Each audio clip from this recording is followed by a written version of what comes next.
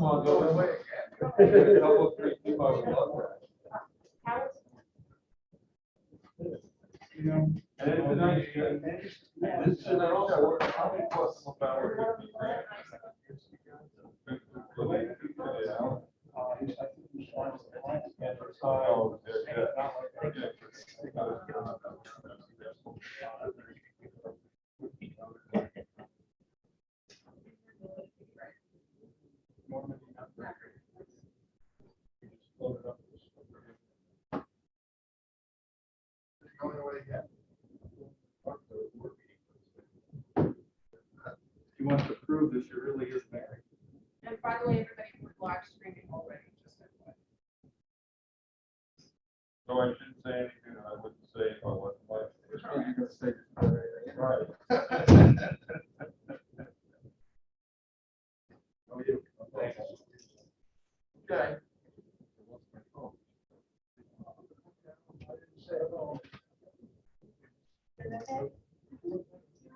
I think we could start, right? Can we start? Key, stay moving. Well, you look what the cat.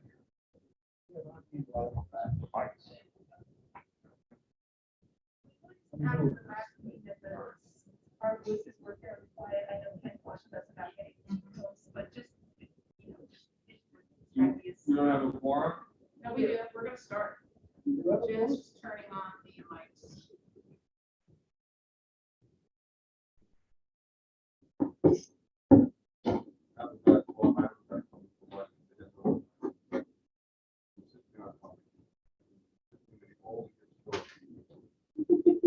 Sounds like my grandchildren. Just one guy,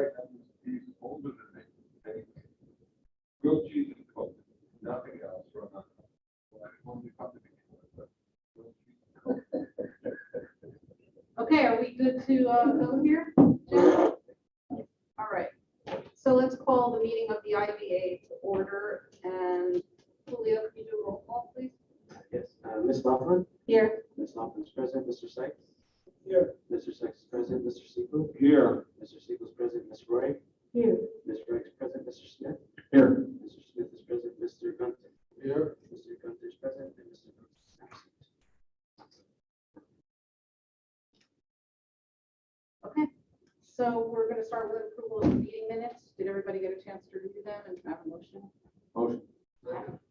Was that Howard? Well, That was Paul, thank you. Ed, second. All in favor? Aye. Any opposed? Nope. Okay, minutes are approved. Let's move on to bills and communications. Did everybody get a chance to look at that? Are there any edits, Jen? There's a revised that you received on Saturday morning, and it includes the addition of a payment to Mike pricing for excess and package policy renewals. So the schedule that we're asking approval of includes a total of 12 payments in the total amount of $19,037.45. I'll make a motion. Page 5 of your packet. All in favor?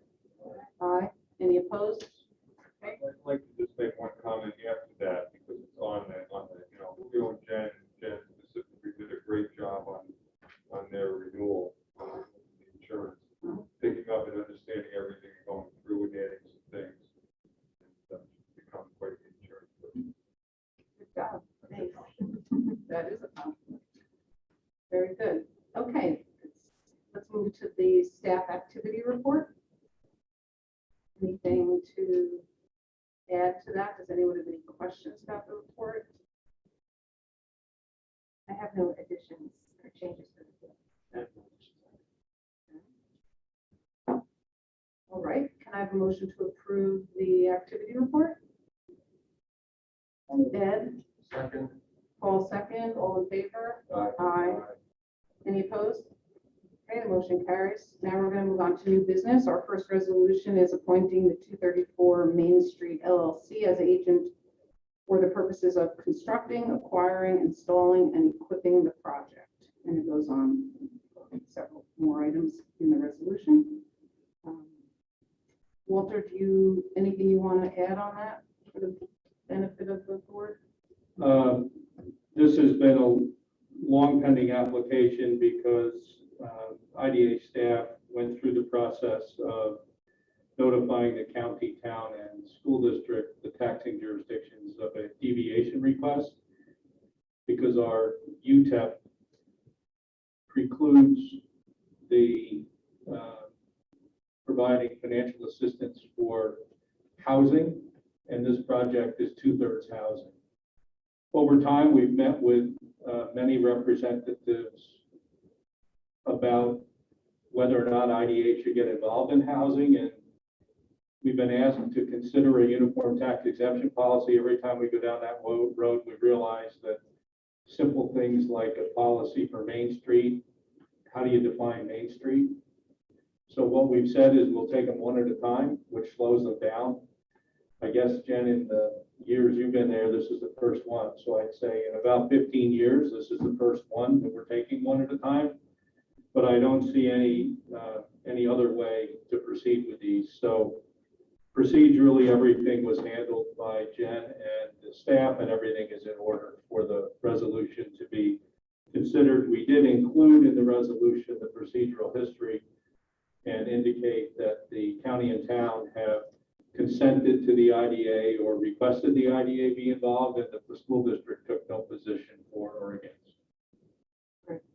I would like to add that I held a public hearing on August 2nd at the Youth and Senior Center. No members of the public attended, so there were no comments received. Thank you. Well, let's put a motion out there, and then we'll have discussion if any. So can I have a motion to approve the resolution? Carol, second from Ed, thank you. Any further discussion on this resolution or questions that anyone has? I'm kind of wondering why we didn't get some pushback at all. In the past, and we always had significant pushback. on residential. We have long considered the idea of having residential over commercial on a main street, if you can define a main street. And there were requests made for us to do that by the villages of Liberty and Monticello over time. So this fits within that. And the school districts are not objecting. School district did not object. They're the biggest stakeholder. Okay, so call the question. All in favor of approving the resolution? Aye. Aye. Any opposed? Okay, the resolution carries. Okay, I'm now going to actually yield the floor to our vice chairman, Ed, because I am going to recuse myself from the next item involving the Glen Wild Land Company, as I'm in litigation with the applicant. So I am recusing and I'm actually stepping out of the room, and you can let me know when we're done. Okay, so you can sit here if you want. I'm gonna go right in.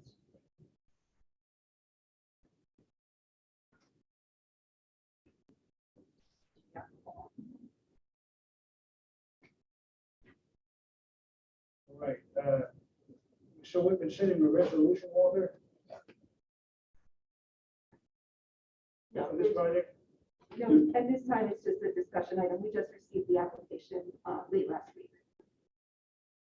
What exactly are you talking about? It's included in your packet. It's not anything that's nearing a point where there would be a resolution. It's an application by Glen Wild Land Company LLC, which owns a large parcel of land in Rock Hill.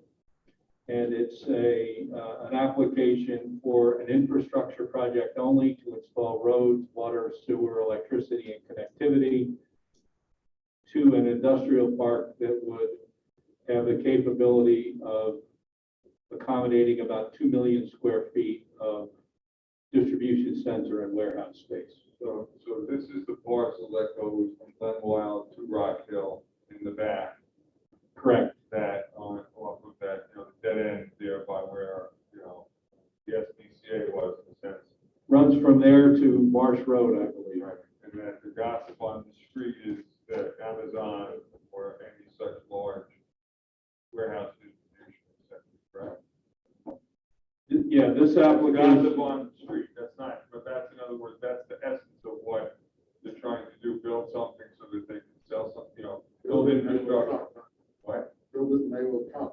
Right. yeah, I don't believe that this developer, or at least this developer, is not presently contemplating any vertical construction.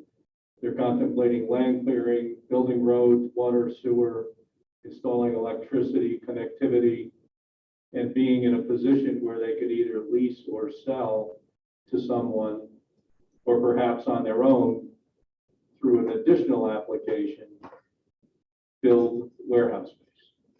Is it specific warehouse space or are we just going to set something up? We're approving what? We're not approving anything. What, when we get to a point, what will we approve? You'll be approving much like you did, if you were to approve it, you would be approving much like you did for EPR at the casino, putting in roads, sewer, and water so that someday somebody might come along and build a water park hotel or a casino or some other vertical asset. Or like you did at the former Kutcher's property, where we have an infrastructure project with Varia Lifestyle, which led to a second application by the same applicant to build the Yo One Retreat Center. So So I have a question. Can I just cut you short?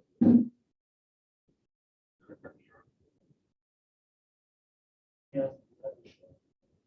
I didn't mean to cut you short, did I cut you short? you did not cut me short. So my question is, if we approve, if we get down the road, see, because this is the discussion phase, if we get down the road and we approve the infrastructure piece, can we disapprove the usage if it changes from what we feel to be a warehouse to some type of residential component or some other type of use other than, let's say, rural warehouse space? You are much more articulate expressing my concern. The The answer is you could, as a condition of approving this, limit the future use of the property and include a clawback provision where if there is a change of use, the tax abatements that were achieved by an infrastructure application are clawed back.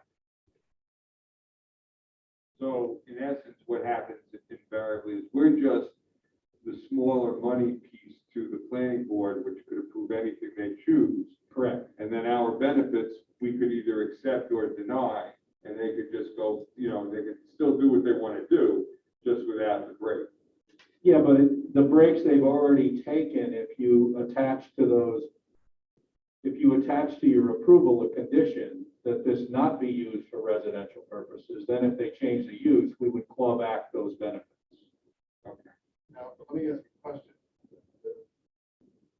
Chair, just step. You're on, you're just not up. Okay. Our chair excused herself because of litigation. Is any of that litigation relevant to this discussion? I was not aware that she recused herself because of litigation, so you'll have to ask her. She just said it. She said it. Yeah, I know. I wasn't aware of why she was recusing herself until she just said it. So what do you want us to do at this point? Nothing. Okay. This was information only because once Jen posts this application on the website, since it's for a very significant scale of project, we felt that it was important that the board have it in front of them and know that it's pending versus potentially getting cold phone calls asking you about it without having had a informal discussion first. So when we are brought into this process, it's at the point that the planning board or zoning board, you know, and this is further down the road with some basic approvals from those jurisdictions, then they come to us. They're presently in front of the planning board with a site plan application and have been for many months. I don't know whether our transaction with them would be before or after a planning board approval. It's either way. But we're still needing to go through a lot of steps before there would be a resolution presented for the board to consider. Yeah, and my comments were hearsay to what kind of development. I just, you know, living in that community, you hear lots of things. So, you know, we are on the record, there isn't any valid information other than that's why I said gossip, you know, as to what potentially would be in there or not. You know, the communities are changing, but that's a zoning and planning and planning board process. It has nothing to do, I guess, with us, other than if we feel there's value to economic development, growth, and job creation. Well, Jen can ask the planning board clerk for a copy of their site plan application to the planning board. It's a public document and she could circulate it to the board. It's pretty straightforward. It's a big box with a couple of small boxes inside them and then a couple of buildings inside the small boxes. What's the total acreage? I think that the total holdings by the applicant and related parties is around 500 acres, but I don't believe that the project itself encompasses that entire property. So I don't know. So nothing we have done here today in any way influences any other body, because we've done nothing. Correct. Your influence is zero at this point. Well, they're just wanting us to know when the phone starts ringing, you know, because somebody prints that, you know, they're for the IDA for benefits, that we don't get a call and say, what? No? The proposal for the 2 million square foot warehouse distribution center to be known as the Avon Commercial Park is on approximately 160 acres of the larger parcel that's owned by the parties related to the applicant. So this is nothing to do with us, but just kind of curiosity. So 160 acres out of the, you know, so we can take the Concord property, the same kind of thing. Once this thing goes up, let's say if it does, hypothetically, you know, forgetting us, then that attracts like development for the rest of the parcels, et cetera, because it seems to fit the zoning and the usage, correct? Or that's just a common sense thought process? Or not even common sense? Hard to predict, for me, certainly, maybe. No, just spelling out the obvious from my perspective. Do we get Susie back? I'm going to get her. Okay. Wherever she is. We'll go get her. Ed. Then had enough, she wants her steps in today.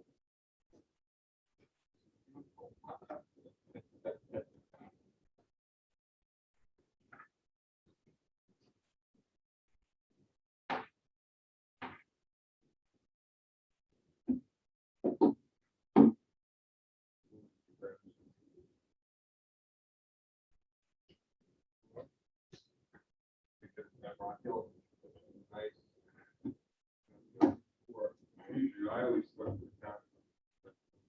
That was specific. You have recreational, second lake, second homes here. You have other kinds of development here. The whole camp. That is taking each community that's really inspired. That's why it's been going to that. The entire town, right?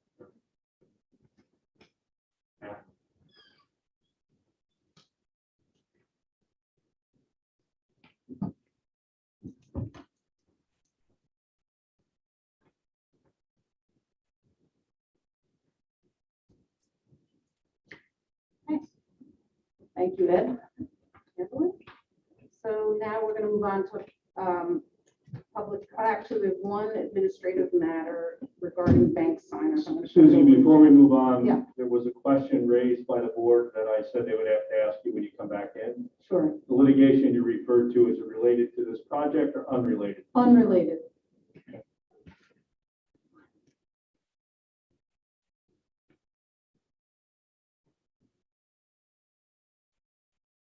Jen, all yours. Thank you. So the last item is, and we'll need to do this for each of the three agencies. We just wanted to affirm for the meeting minutes, the bank signers for the IDA are not tied to individual people, they're tied to the offices. And since we've had some changes lately, we just want to affirm the bank signers are the chief executive officer, the chairperson, the treasurer, and the secretary. And then Leo can work out new signature cards for all the bank accounts. I'll work with the banks to, they'll probably be contacting you, and you'll probably either have to attend or call them with your driver's license information and your social security. Is there a reason why we're doing that? Are we trying to change the process?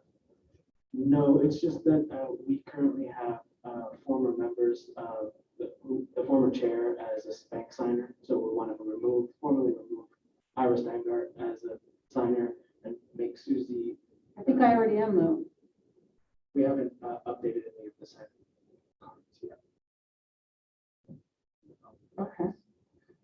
When we get the stack of papers, you'll remember. Then can I ask another question? Because is this the general municipal law that requires even a $5 expenditure to be signed off by Howard or me?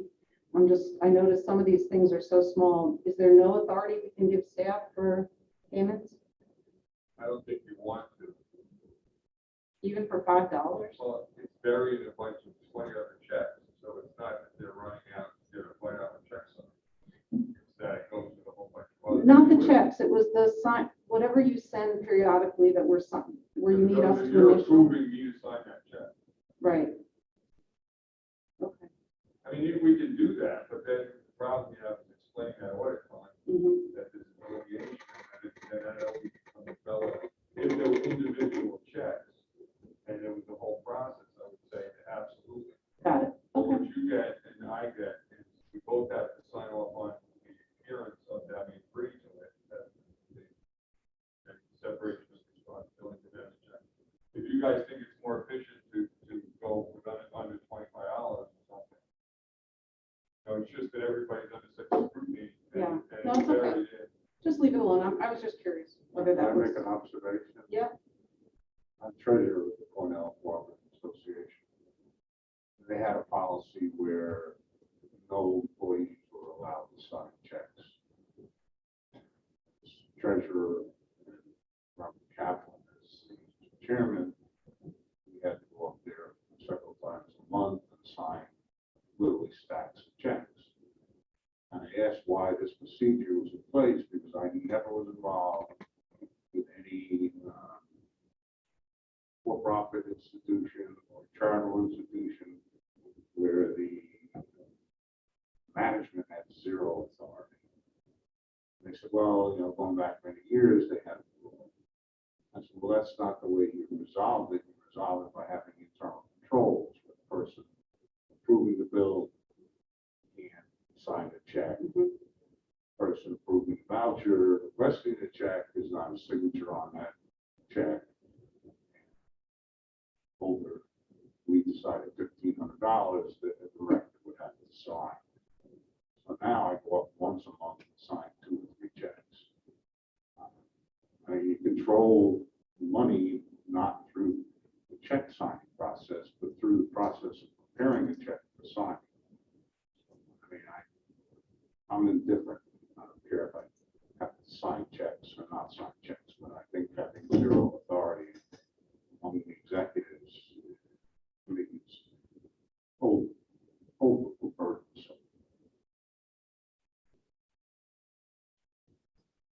It doesn't matter to me, but we're talking about different things. So I am on a nonprofit board, I'm the treasurer of a federally qualified health center in the Bronx.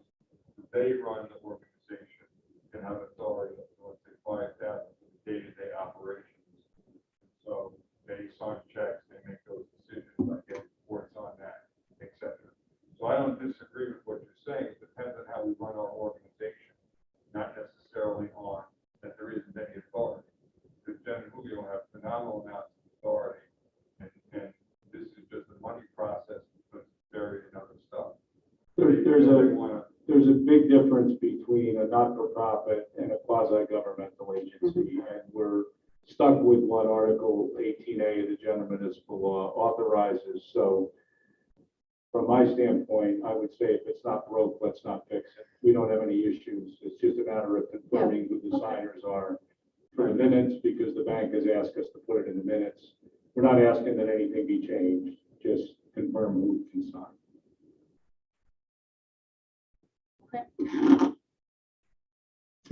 So let's move on to public comment. Or do we need a motion, Jen, for that? I don't think you do. I think you just need confirmation in the minutes of who the officers are, because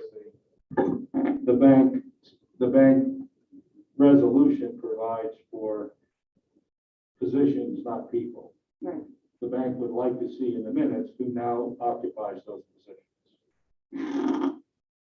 Right, so, and I don't think I said the name, so I will say the name. So our chief executive officer is John Peter, chairperson Susie Laughlin, treasurer, CFO is Howard Siegel, and secretary Carol Roy. So that's all we see. Okay. All right, let's move on. Just one more question on this. Is there a dollar amount that requires 2 signatures? no. No, not for that yet. Okay. Any other discussion related to that? If not, let's move on to public comment. I don't know that I don't see any members of the public, and I'm assuming we don't have any telephonic participation or anything like that, right? No. Okay, so let's have a motion to adjourn. Scott, Ed, second, all in favor? Aye. Opposed? Okay. Are we going to move on to the funding corp or to infrastructure? Which one would you like to do next, Jen?